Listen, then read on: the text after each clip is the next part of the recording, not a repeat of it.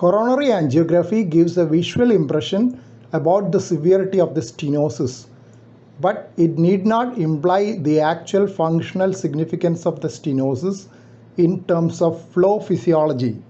It is often difficult to decide which are the flow limiting lesions when there are multiple stenoses in same or different territories. It is here that the fractional flow reserve estimation helps. FFR is estimated using a guide wire with a pressure transducer. FFR wires have properties similar to the floppy guide wires so that they can pass across coronary lesions back and forth easily to assess the pressure drop across the lesions. The flow reserve is calculated after inducing maximal hyperemia in the distal territory with intracoronary adenosine or papaverine or intravenous adenosine given in a central vein. FFR is obtained by dividing the pressure distal to the stenosis by the central aortic pressure, which is usually equal to the pressure proximal to the stenosis if there is no additional stenosis in between. Normal FFR is 1.0 and an FFR below 0.75 indicates inducible ischemia, while an FFR above 0.80 excludes ischemia in 90% of cases. So, it is evident that the gray zone in FFR evaluation is very limited. FFR measurement is successful in almost 99% of cases and the values are reproducible. If the FFR normalizes after stenting, the restenosis rates at 6 months is less than 5%. Since the FFR wire can be used for guiding balloon catheters and stents, it is easy to make post-procedure measurements without any additional effort. When there are multiple stenoses, the wire will pick up the pressure drop at each lesion so that we can decide on which all lesions are significant and needs tackling. FAME study showed that at 1 year follow-up, rate of major adverse coronary events was reduced by approximately 30% by routinely measuring FFR. Routine FFR measurement probably led to more judicious use of stents and improved outcomes. FAME study showed that at 1 year follow-up, rate of major adverse coronary events was reduced by approximately 30% by routinely measuring FFR. Routine FFR measurement probably led to more judicious use of stents and improved outcomes. Cutoff of FFR was 0.8 in the study. Lesions with FFR more than 0.8 were left on medical treatment in the FFR guided PCI arm. Naturally, the FFR guided PCI group received lesser number of stents. They had lower rates of mortality or myocardial infarction. PCI or coronary artery bypass surgery rates were also lower, though not statistically significant. The lesions deferred on basis of FFR had only 0.2% myocardial infarction rate and 3.2% revascularization rate at 2-year follow-up. A downside of the study was that it had included lesions of 50 to 79% stenosis also, but the authors justified their decision mentioning that 35% of these lesions were hemodynamically significant and leaving them untreated based on angiographic appearance alone would not have been ideal. Another potential drawback of the data is that theoretically the lesions left alone based on FFR can also progress beyond the study period of 2 years and present later with significant stenosis. Fractional flow reserve is the fraction of the maximal coronary flow that remains in the presence of an epicardial coronary lesion. Hence, it is useful in assessing the severity of lesions, especially in case of lesions thought to be borderline on angiography. The flow has contributions from the factors due to the epicardial coronary artery, myocardium and the collateral flow. Hence, a good collateral flow can lead to underestimation of the severity of stenosis estimated by FFR. Advantage of FFR over coronary flow reserve is that as it is calculated only at peak hyperemia, it is mostly independent of basal flow, aortic pressure, heart rate and the status of the microcirculation. There is a strong correlation between FFR and inducible myocardial ischemia.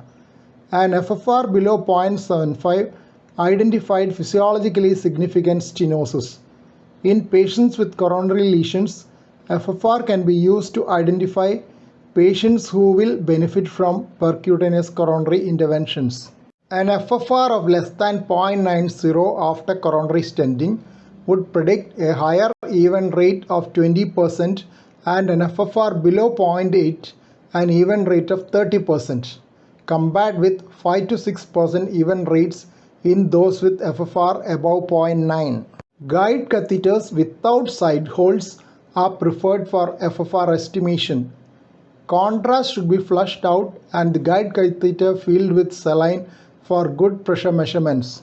Excess adenosine will have to be given to get adequate hyperemia if there are side holes for the catheter due to extra spillage of drug into the aorta.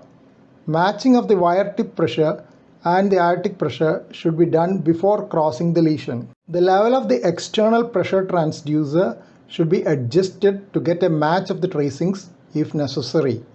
Conventionally, the transducer position corresponds to a level 5 cm below the sternal level, indicating the level of the right atrium. A loose Y connector and a retained guide wire introducer can cause pressure leakage.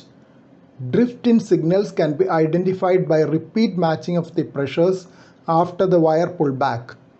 There is a limitation while assessing serial lesions, as the true FFR across a lesion can be known only after complete relief of the other lesion. There are formulae available for calculating the significance of individual lesions, but this will require measurement of wedge pressure, which can be done only during interventions and not during diagnostic catheterizations. FFR estimation using the Doppler wire is useful in assessing the need for a side branch stent in bifurcation disease.